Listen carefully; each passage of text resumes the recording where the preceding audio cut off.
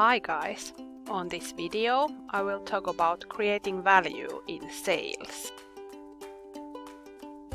First we are going to start with the change drivers in sales and customer service. And it is because of the digital revolution that has been going on during the last 10, 20, even 30 years, depending on where you are counting from. It has made a huge impact in buying behavior of customers, and it has increased the buyer expectations a lot. The customer journey that the customers take is no longer linear. It doesn't always start with contact to the salesperson. People might go online and do their research and read references and so on, and it might be that they only contact the salesperson at the end of their buying journey. The digitalization impacts all the phases of sales decisions, and the customers they research and evaluate and choose the right suppliers and so on, and after that share their experiences, and they do that all online. The information stream that is available online both for the customer and the salesperson is endless. You can find so much information, basically anything you need, and only some of that information is published by the company that is selling that product or service. And in the B2B world, companies, they just don't want random sales meetings. They are looking for strategic partnerships that are long-term and beneficial for both of the parties. And despite the big change that has been going on, there is still need for sales. It is just a different nowadays. And customers still expect and want the long-term beneficial relationships, and they want to have great communications with the sales company or the salesperson, and they want to co-create value, and they want to have expertise.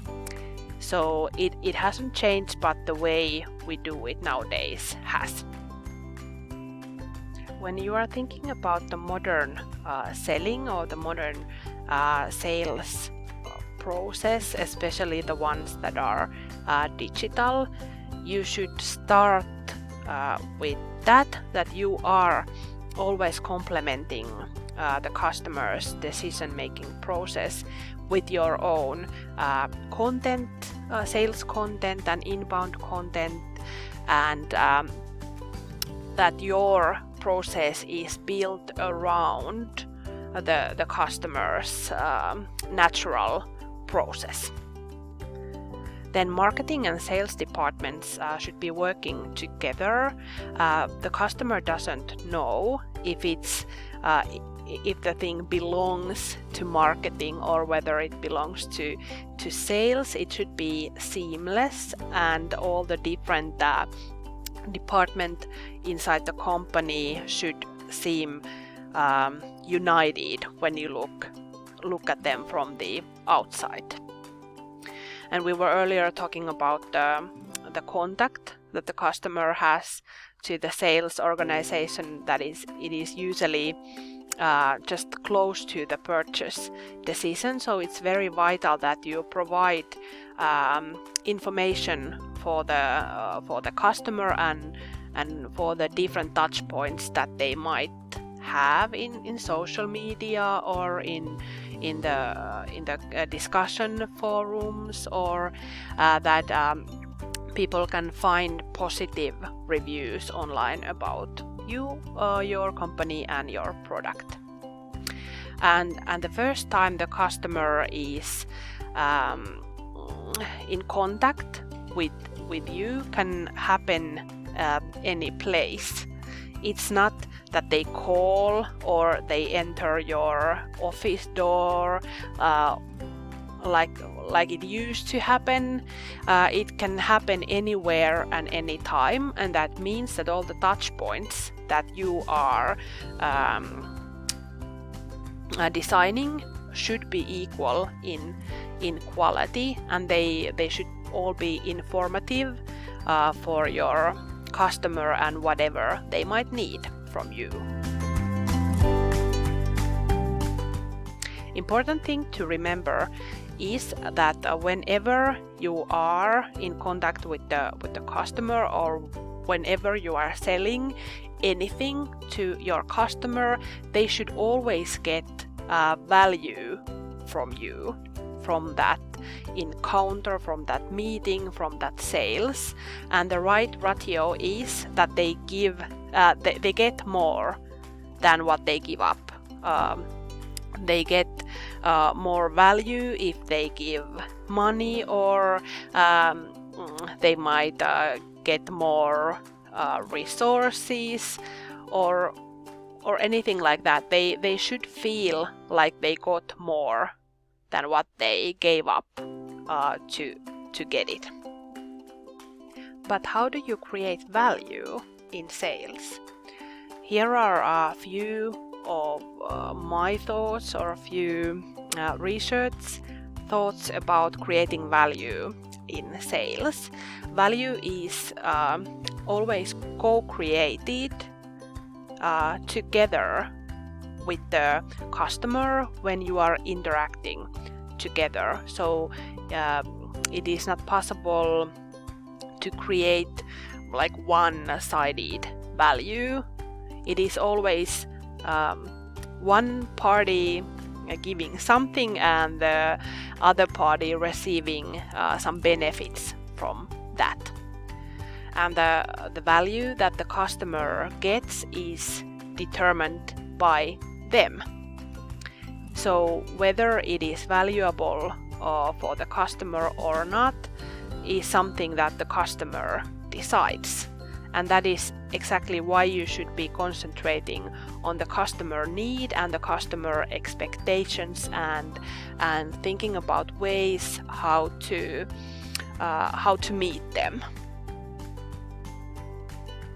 And if you want to create value for the customer or together with the customer, you should start by identifying and understanding the customer expectations.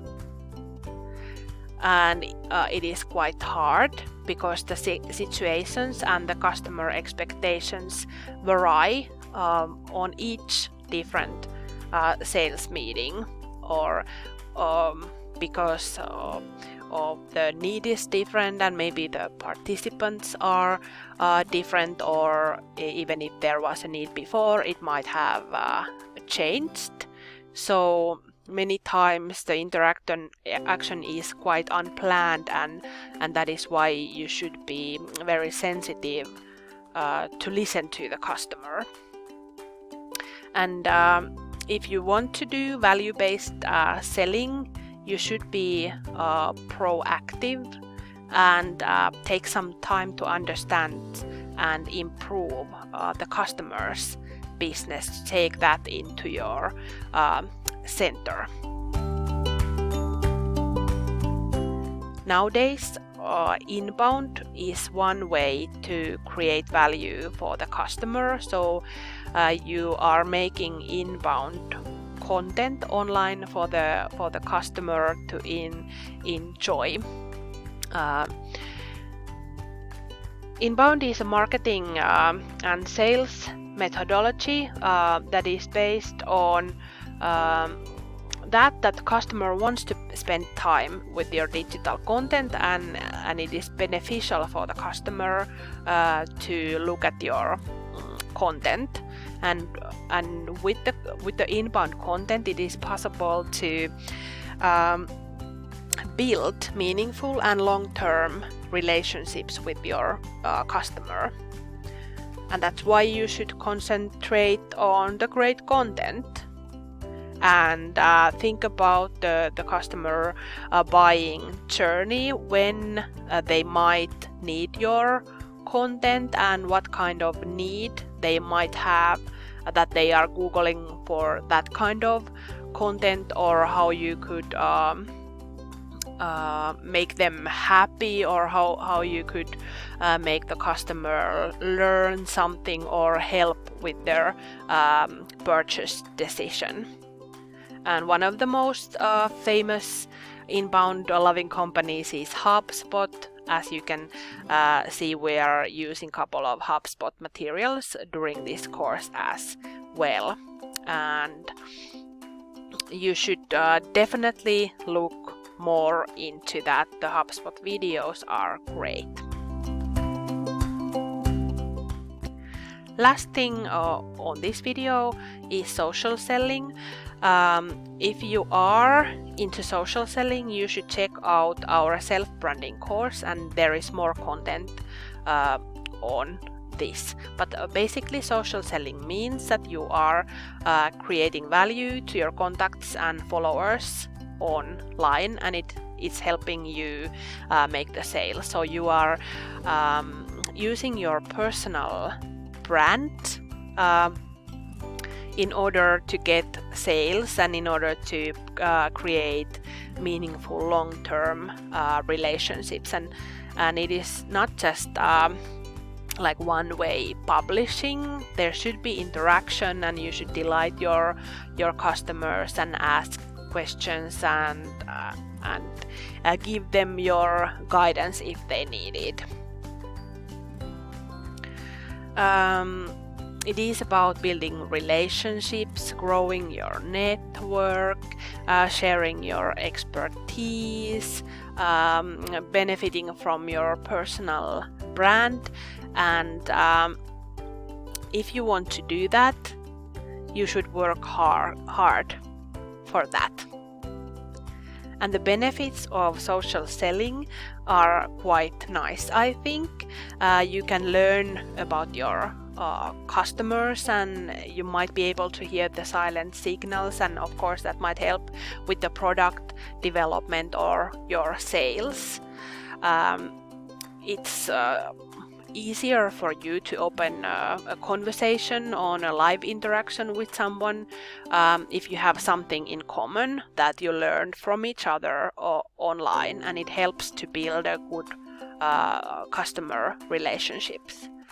And even if the decision makers are not, or the CEOs or executives, if they are not on social media, but their employees and their advisors usually are, so even if you are not reaching the end, like your end target a buyer or decision maker, you might reach their closest one that may help them to make the decision. So it is super beneficial for you.